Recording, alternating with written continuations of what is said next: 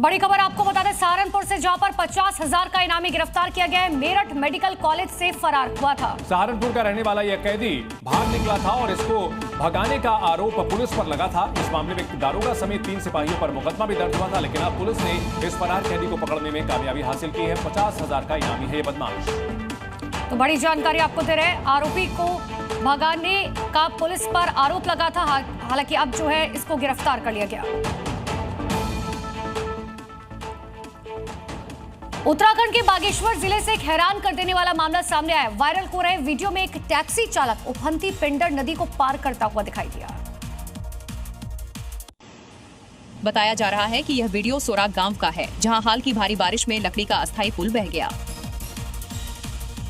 अब पुल न होने की वजह से गांव के लोग जान जोखिम में डालकर टैक्सी या पैदल नदी पार करने को मजबूर हैं। एक बार फिर देखिए उफनती नदियों के कैसे तेज बहाव के बीच जान जोखिम में डालकर लोग टैक्सी से या पैदल ही इस खतरनाक बहाव को पार करने को मजबूर हैं, क्योंकि यहाँ स्थायी पुल नहीं है।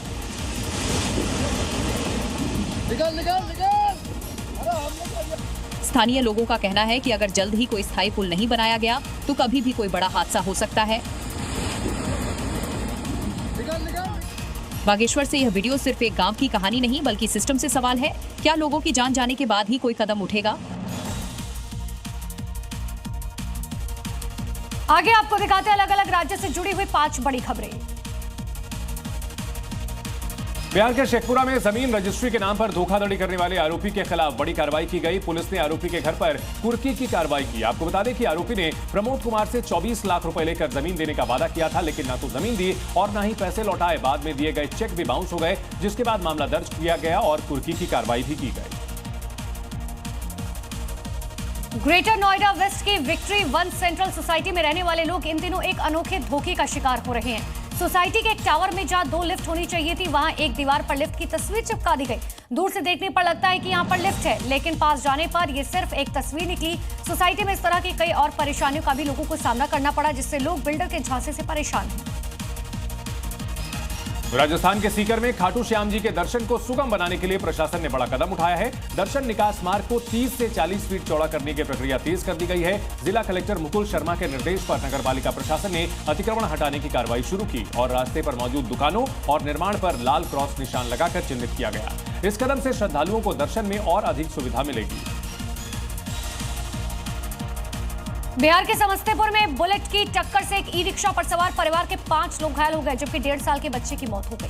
घटना के बाद गुस्साए ग्रामीणों ने सड़क को जाम कर दिया। आरोपी की गिरफ्तारी की मांग की। हादसा उस समय हुआ जब परिवार रिश्तेदार के शादी समारोह में जा रहा था। पुलिस घटनास्थल पर पहुंची, लोगों को शांत कराने की कोशिश की।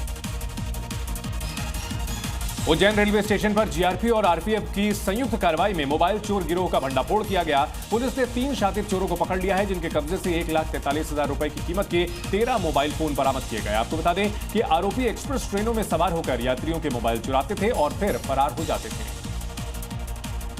और बड़ी खबर आ रही है औरंगाबाद से, जहां पत्नी ने पति की हत्या कर दी है। अपने प्रेमी के साथ मिलकर के इस वारदात को अंजाम दिया है। देखिए, पहले पिटाई की गई, फिर वाहन से रौंद कर हत्या की गई। हत्या के बाद हालांकि पत्नी को गिरफ्तार कर लिया गया है, लेकिन प्रेमी अब फरार हो चुका है। प्रेमी के साथ मिलकर पति की हत्या एक पत्नी ने की है।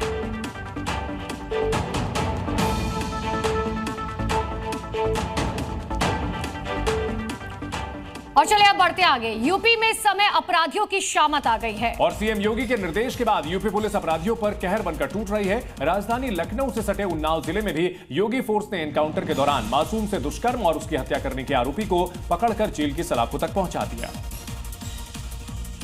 सीएम योगी के बार बार समझाने के बाद भी कुछ बदमाश सुधर नहीं रहे, जिनका योगी फोर्स जमकर इलाज कर रही है। हैरान करने वाला मामला उन्नाव जिले से सामने आया, जहां न सिर्फ 6 साल की मासूम के साथ दुष्कर्म की खबर सामने आई, बल्कि उसके बाद बड़ी हैवानियत के साथ बच्ची की हत्या भी कर दी गई।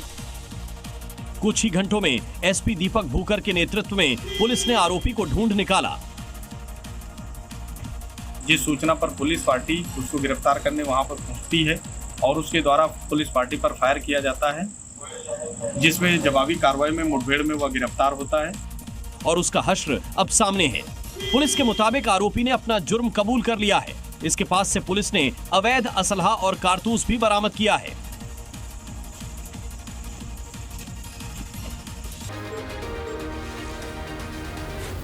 Z News.